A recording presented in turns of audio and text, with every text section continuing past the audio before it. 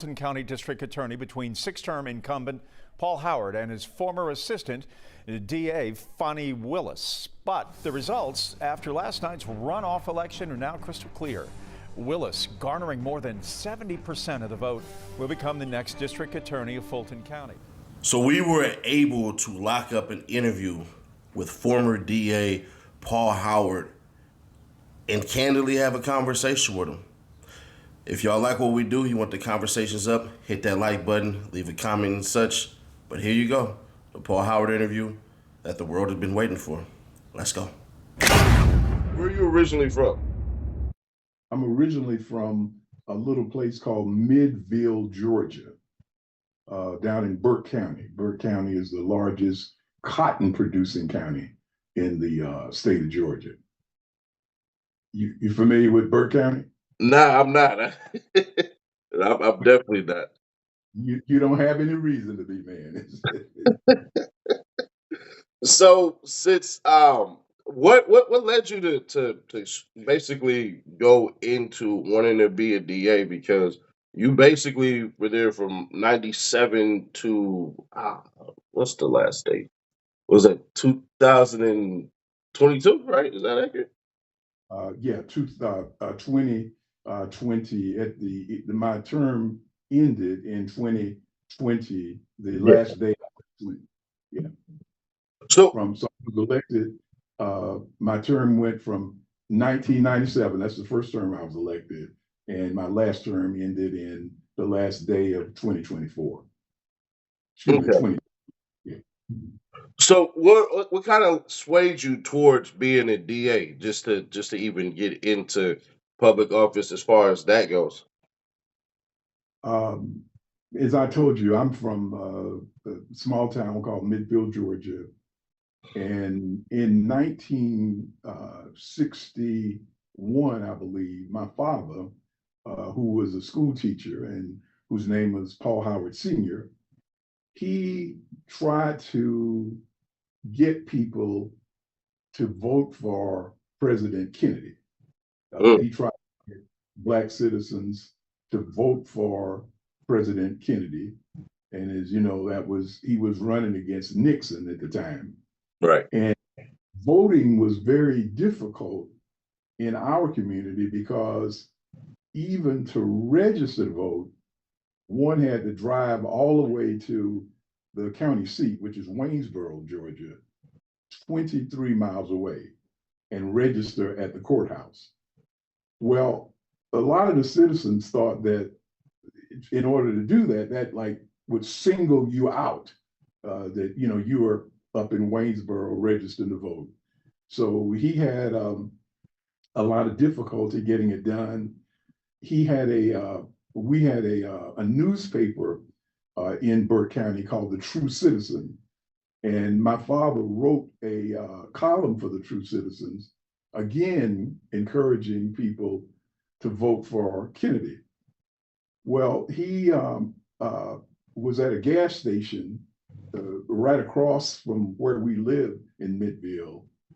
And the white owner of the station went into the shop, came out and with a gun and attempted to shoot my father in the head and kill him. But just at the when the shot was fired, my father apparently turned his head and the bullet went through his lip rather than into his skull. And so my father survived it. Well, now it's difficult for people to understand that the police department in Midville, it was only like 2 people, they never investigated it. The sheriff of Fulton County, of Burke County, never investigated it. They never did a police report on it. And so even though, I mean, it was clearly an attempted murder and an aggravated assault, nothing ever happened. And so the feeling that you had in our community is that you could not rely upon any public officials. So if you were the victim of a crime in our community based upon your color, you didn't have access to the criminal justice system other than being a defendant. And it was because of that incident that, I started saying to myself, this is not right. And I would like to become a part of a system that actually looked out for people who were victims of crime rather than just punishing people simply because of their color. So that was the thing that was, that stuck in my mind most prominently. And once I got out of, elementary and high school, my mother had an opportunity to hear Benjamin Mays speak at a church in Macon. And Dr. Mays, he was so powerful that my mother told me that she wanted me to attend Morehouse. In fact, she ordered me not to even apply to any other location.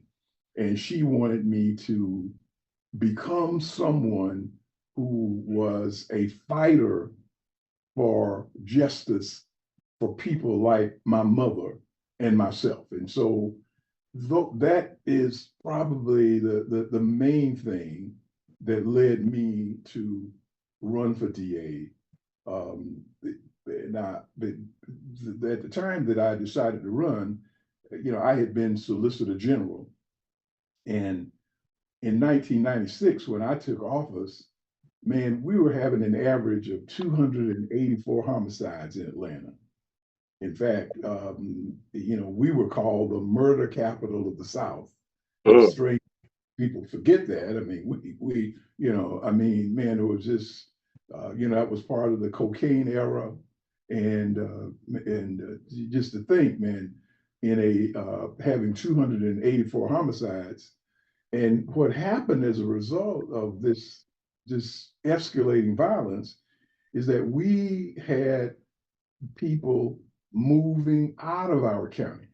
Right. So we had people moving out, the crime going up, and several people asked me to consider running for a district attorney. And when I ran for district attorney, my theme of my campaign was stopping the violence.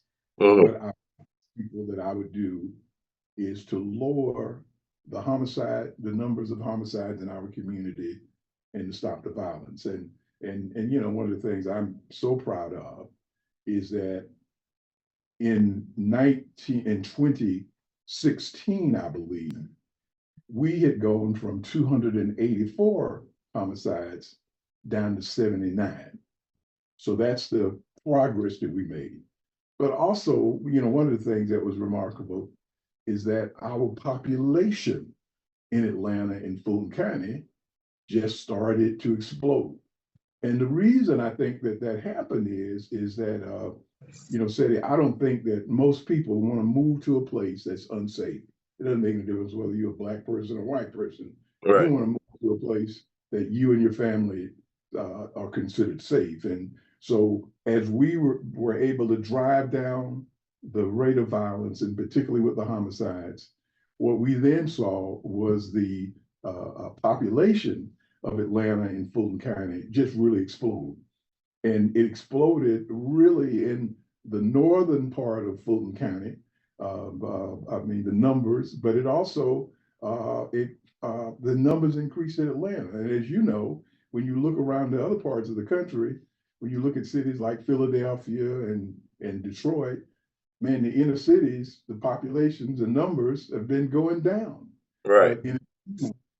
The numbers went up. And I think part of the reason that they went up is when people saw that we were becoming safer in our community.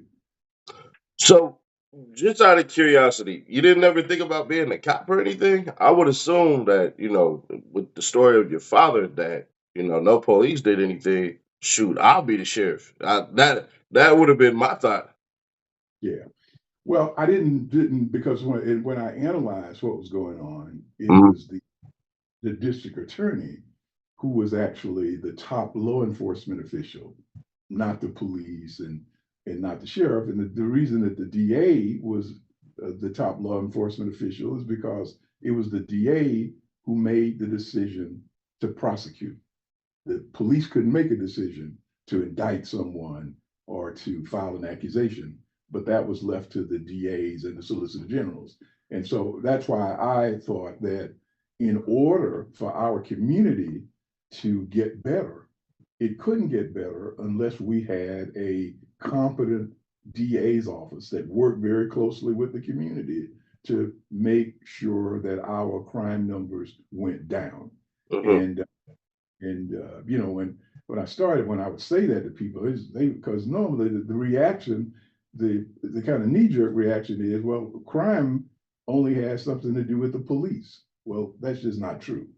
Right. I think to a greater part, it is the DA who kind of sets the tone for this reduction in crime that people want to see. And I think that based upon our history, that is exactly what happened in the city of Atlanta and Fulton County. So, with that being said, where did you first basically get to once you graduated Morehouse, as far as in law and public official law, if that's even the way to say that? I started as the working in the city of Atlanta solicitor's office right after I graduated from law school, and I believe I started in June of 1976. And I worked with Mary Welcome. I don't know if you remember Wild Mary, as they called her, who was the solicitor, who changed what we now know as Midtown, because when she was solicitor and I worked for her, Midtown was a different kind of place. It was filled with brothels and all kind of sex shops. And Mary Welcome, you know, in direction of Mayor Maynard Jackson, he told her he wanted her to clean those places up. And we set out to do that. And it's remarkable that once we started to get rid of some of that activity, the places right now that are modern, gleaming buildings are now there where we once had these sex shops. And so it brought about a real reemergence of Midtown. So once I served in the solicitor's office, and I was there from 1976 until 1982, then I went to the Fulton County DA's office, where I was a prosecutor in court until 1988. And 1988 is when I ran for Solicitor General. And I lost that election and came back and ran again in 1992 and won the election. And in 1996, I ran for district attorney and won that election and became the first African-American elected district attorney in the Deep South. Mhm. How did back in those days? How did you feel as far as once you got in there and got to see the inner workings of everything? Like, what was some of the things that you just couldn't believe as far as power wise and even stuff that you couldn't do? Well, you know, after a while, when you begin to look at some of the things that go on, you begin to understand that what we describe as a criminal justice system, it's really not a cohesive system. It's a bunch of officials who sometimes are in their own silos and who really don't work together in a unified system. And by not doing that, you know, what you see is the system repeating the same mistakes over and over again. So I began to feel, and it is now my strong feeling, that until there is more community involvement, that system will not change. And I'm going to give you an example of what I'm talking about. You know, one of the I think great examples of that is the Fulton County Jail, Mhm. and you're aware of the fact that we've had probably 8 lawsuits filed against the jail. And after some of the lawsuits, the county commissioners made agreements with the federal government that they would do certain things. The county paid hundreds of thousands of dollars for studies suggesting changes to our Fulton County criminal justice system. And even after all of the lawsuits and all of the studies and what those studies recommended, here we are today in essentially the same kind of structure that we had when those first lawsuits were filed. And so it begins to get really frustrating because the answers to some of our problems are apparent, but they never get really implemented because of the fact that in order to get them implemented, one is required to convince a whole range of political officials who may or may not want to make those changes. And so we keep seeing the same thing happening. And for instance, we still have people dying at the jail. Right. Question, are there some things that we could do to change that? Of course, there's some things that we could do. But the sheriff is not the person responsible for making those changes. Because the sheriff, he just holds bodies. He doesn't decide how long they stay in jail, which is a really critical issue. So that's one of the things that I saw when I started. I didn't have a clear idea about, that kind of the way that those political agencies and political leaders interacted. But the longer that you stayed, you could see how, because there wasn't one person in charge who could say, hey, we're going to switch and do this today. But they had to get the permission of a number of parties. And so many of the things that should happen would never get done. And I know people would ask if they're watching or listening to you, well, so what's some of the things Mr. Howard talking about? Right. Well, I think that one of the first things that we ought to do as a county is we ought to use best practices that have been established all across the country. And there's some very common best practices that have been recommended for Fulton County, and we never put them into effect. And one of the first ones is a case management system. And what a case management system requires is that when a person is placed in the Fulton County Jail, depending on the charge, that person can only stay for a certain number of days. Like for instance, in a murder case, the state would have to indict that case and get it disposed of within 365 days. And of course, if it was a smaller crime, then it would have a smaller number of days. That is the only way that you can avoid people staying at the jail for a longer periods of time than really necessary. So when a person is, out of the jail for 3 or 4 years, that creates problems for the sheriff. Sheriff doesn't have any control over it, but he has to keep the person. So that's why I believe that if we had citizens who are more involved, the citizens would certainly say, hey, we need to do something to make sure that people don't stay in jail beyond what is an acceptable period. That is what they've done in other cities.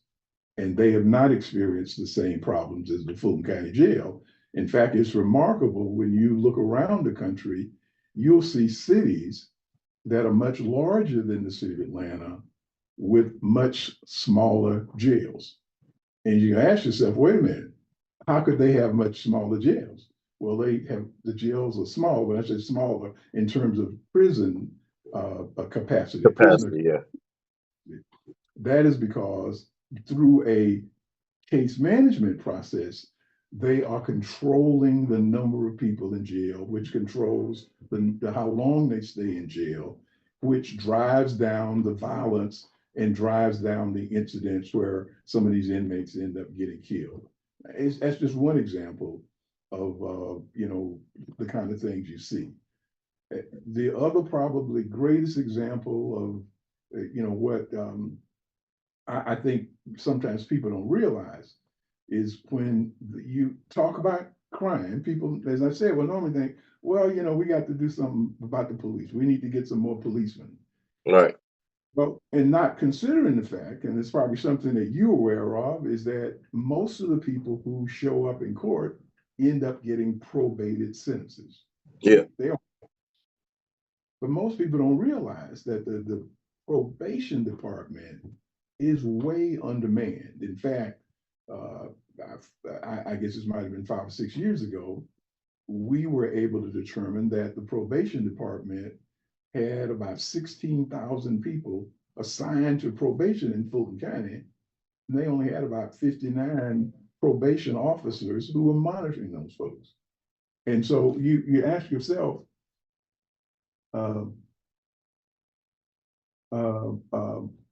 you should ask yourself, well, how could 59 people monitor all of these inmates? They can't do it.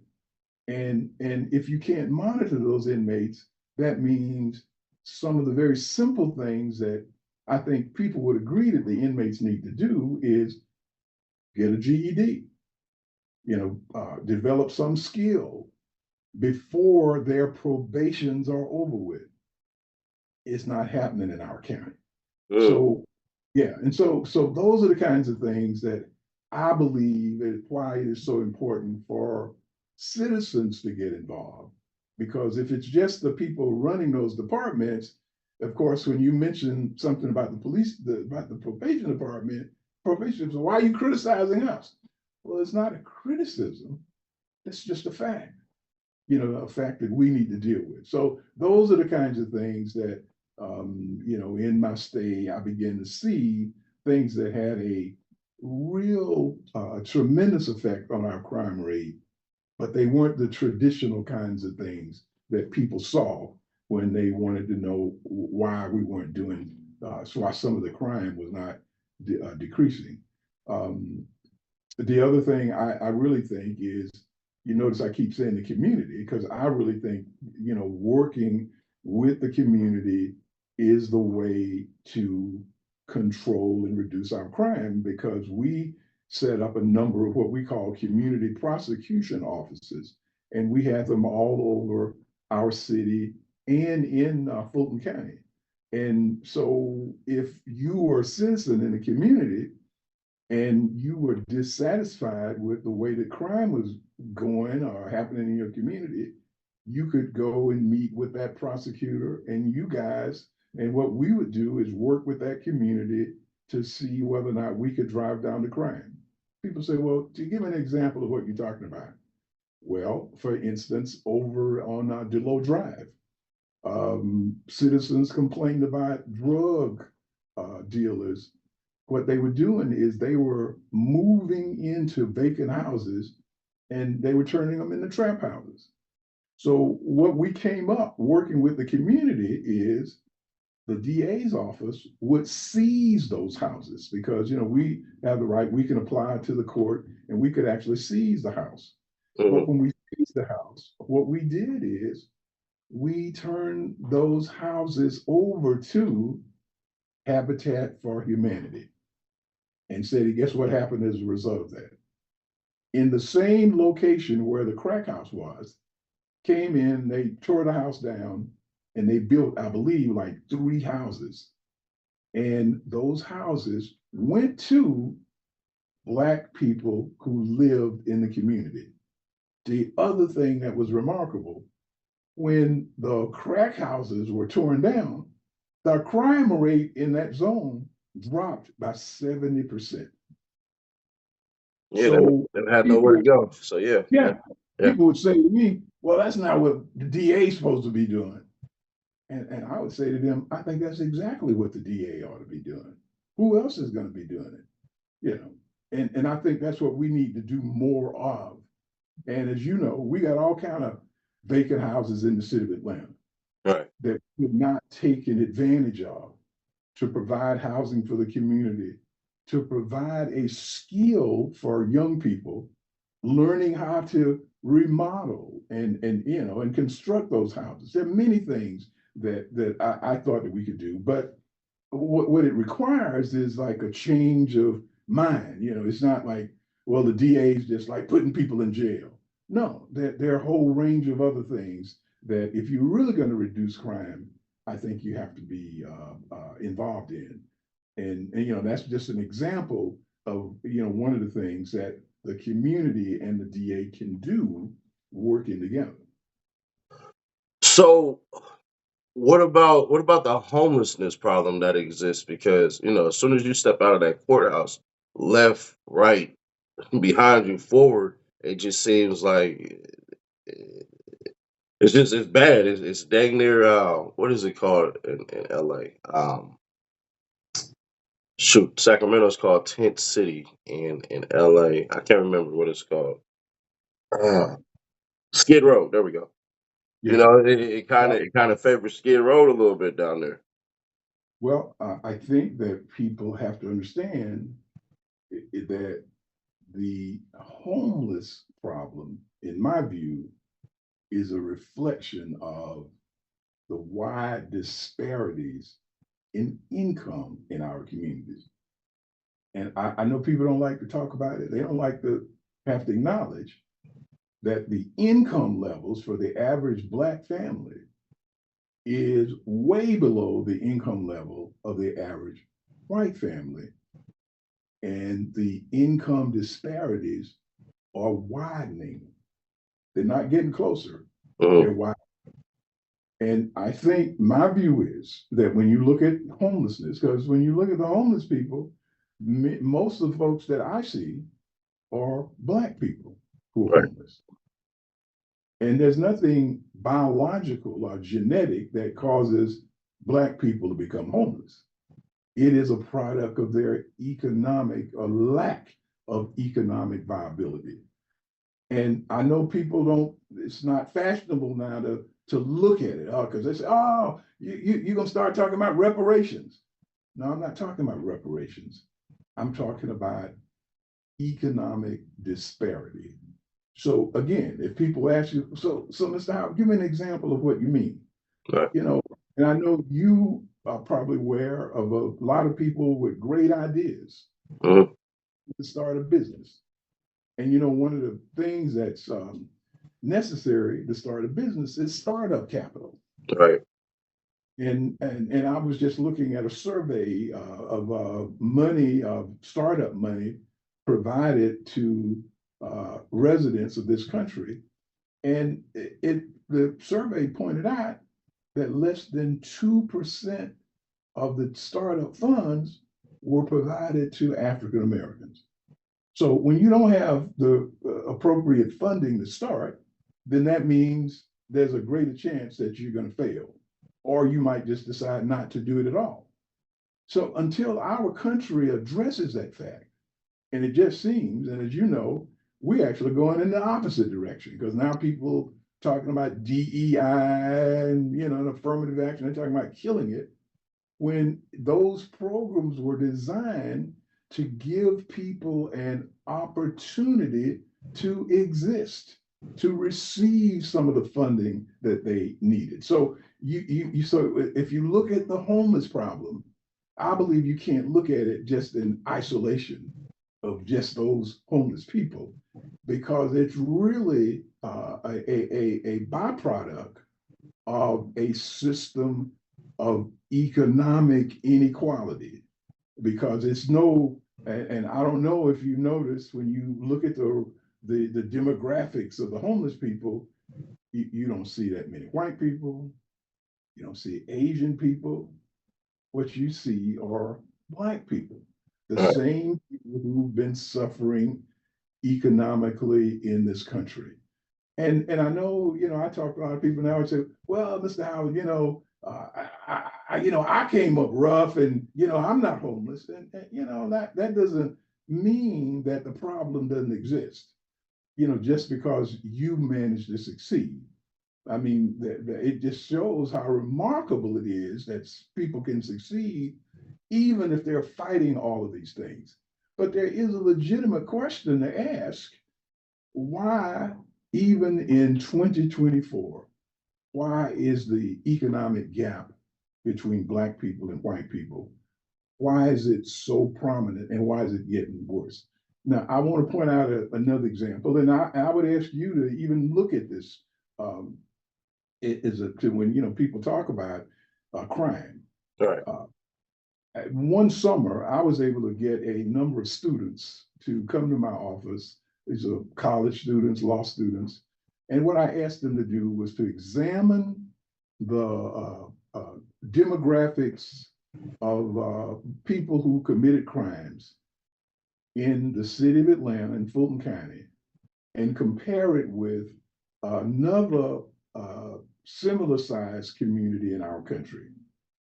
And the comparison we made was King County in Washington, the state of Washington.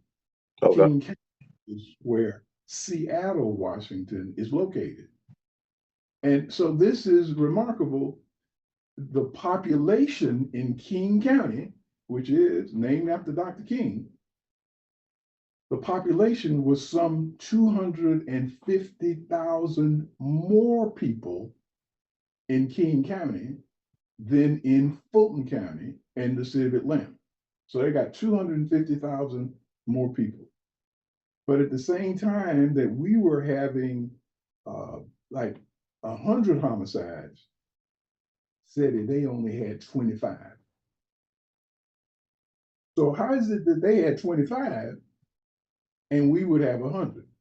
So we started to look to see what were some of the factors that led to this conclusion. And one of the things that we found out is the economic disparity. In Washington, in Kings County, the gap between the average salary for Black people and the average salary for white people was very small as compared to the city of Atlanta. But in the city of Atlanta, the disparity was much larger.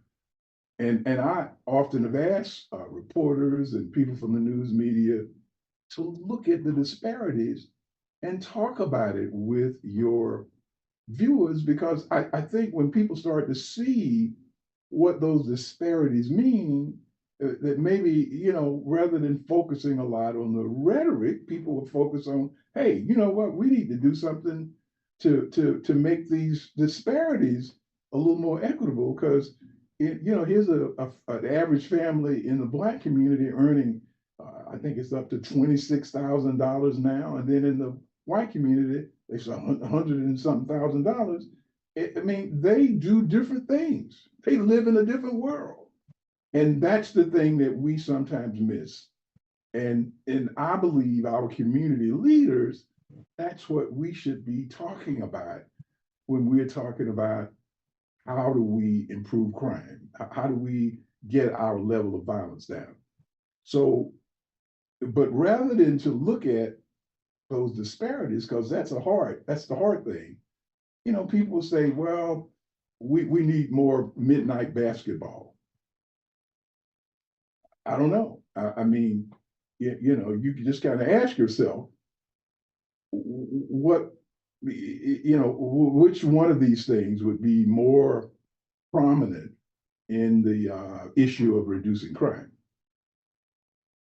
So, what do you think is basically the biggest misconception of a DA's office? Because as we're told, and within the trial in particular, I remember Keith Adams making a statement saying that, the DA's office has unlimited power, and even in another instance said immense power. What is a huge misconception of the DA's office? I don't, well, in that context, I'm not sure. I'm not sure. I mean, as it might apply to that case. I'm not sure about, what might be the greatest misconception. I'm ready for it, that's all. Okay. And you wanted to ask me about the YSL case. Yes, sir. Yeah. So let me tell you what I have done from the very time I left office. Okay. And Sadie, I don't know whether or not you might remember this, but when I was in office, man, the newspapers in our community, the media, had 2 or 3 district attorneys, such that everything that I did in the DA's office, they would immediately go and ask them to critique what I had done. Now, of course, they never gave a good critique, but they did it all the time. I mean, they just that's insane. Yeah, but they did it, and so because of that, man, I said that when I was the former DA, I would never do that. I would never go back and just critique the things that the DA's office did. Right. And I kept that pledge, man. People, in fact, I got 2 calls yesterday, people calling the enemy view me about Fani Willis, and I tell them over and over and over again, that is just my policy. I just think that it's unfair, and because if you're not in the office, you really don't know all the facts that went on in the background. So it would be unfair, and particularly because I was left the office based upon losing an election. Right. It just seemed like, well, you just sour grapes, and so that's why I have just steadfastly stayed away from it. And that's why, if you notice in the media, you won't see any comments from me about the SLA, that case, or do you see any comments about any of the things that they do in the DA's office. And the only thing I'll say to people is, I live in Fulton County, I live in the city of Atlanta, right. And of course, I want the DA's office to be successful, because I want my crime rate to go down, and I want a safe place for my family to live. But other than that, I have just steadfastly stayed away from it. So could I ask you this question about like the comment that was made essentially about Kenneth Copeland? You're basically like he was an unreliable witness and stuff. Is that cool? Mm-hmm. Was that what now? I said, is that cool if I ask that question? If you ask me whether or not he was unreliable? Well, I hadn't even personally seen the quote. It's just something that's in the air that said that Paul Howard said he wouldn't have put Kenneth Copeland on the stand or anything. Well, I don't know where they got that from, because I certainly hadn't said that to anybody about Kenneth Copeland. Yeah. Okay. So what ends up happening now is that the interview ends up getting cut. As far as what do we use? We use Zoom. So Zoom, something happened, and then basically I sent out the invite for him to come back, but I think pretty much he was kind of done with the interview. Respectfully, I don't take it as a negative. So there you go. I had a couple of more questions. I wanted to get into basically why he selected certain people to join him in the DA's office, and then that would have been the end of the interview. But I think for the most part, we got what we needed. And if you like this video, once again, hit the like button, subscribe, comment. That helps the channel tremendously, as y'all can see. 2K likes to get this video up to the thousands and thousands. We're talking hundreds of thousands. So if you can put 4K likes on it, cool. If not, that's perfectly fine. I hope you enjoyed it. If you're disappointed, I understand. If you're overly excited, I understand. If you think we did a superfluous job at this, I appreciate it as well.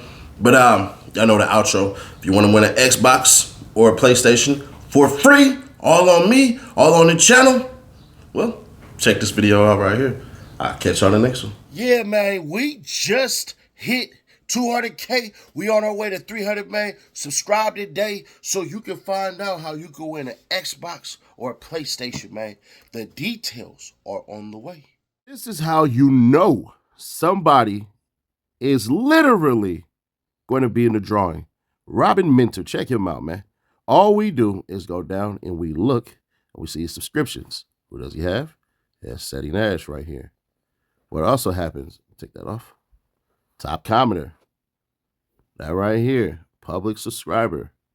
So that's what you got to do, and make sure you share each video, and then you'll be entered to win. Shout out to Mike. Good luck. Subscribe, turn that bell, stay notified, and share to keep your people aware. I'll catch you on the next one.